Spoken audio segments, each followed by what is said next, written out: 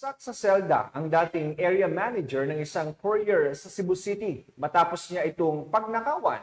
Tinatayang mahigit 400,000 pisong halaga ng pera ang tinangay ng nasabing sospek mula dito.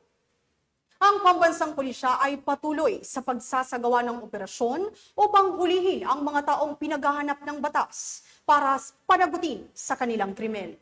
Nakatutok dyan si Patrolwoman Nikia Caniedo. Rehas ang dating empleyado na suspect sa pagnanakaw ng 461K sa isang courier matapos mahuli ng Cebu City PNP sa Bayabas Extension Gansiang Street, Barangay Punta Princesa, Cebu City. Kinilala ni Police Major John Lindbert Castigador Yangco, Station Commander ng Police Station 11, Cebu City Police Office, ang suspect na si Ferdinand, 42 anyos, dating area manager ng nasabing courier at residente ng nabanggit na lugar. Ayon sa ulat ng pulisya, bandang alas 9:40 ng gabi, ika-5 ng Mayo nang pumasok ang suspect na may dalang baril at nagdeklara ng hold-up. Nakuha ng suspect ang 200,000 pesos na nasa lamesa ng parcel room at hindi pa ito nakontento at sinimot din ang 261,121 pesos na nasa vault. Kaagad na tumakas ang suspect dala ang 461,121 pesos lula ng kanyang motor.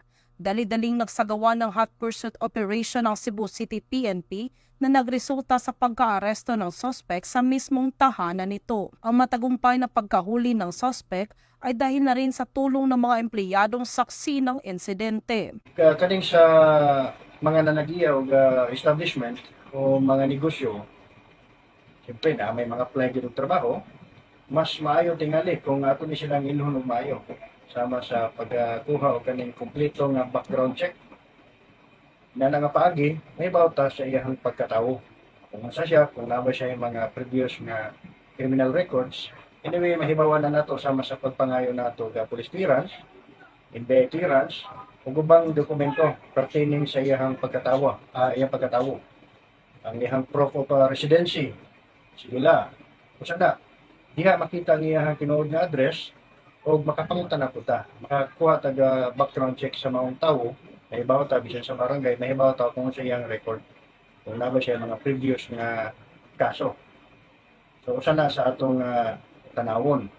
Kunya, sama sa akong giingon, kung mahimo ang nalagiyag establishmento, maka-install din mo ang kaning CCTV para bahalag magkinaon siya na ay CCTV footage na atong makaykay human mahitabo ang usa ka sama niini nga tulis. O bisan unsa nga tawat, bisan unsa nga krimen nga mahitabo sa tungod sa atong establishmento. Mabinantayon ta. Wala mo buhat og krimen kun dili katurang mga tawo nga gusto nitago ang ilang identity. So, mo-report kita yan ta. Daghang salamat ug mayong adlaw kanatutanan.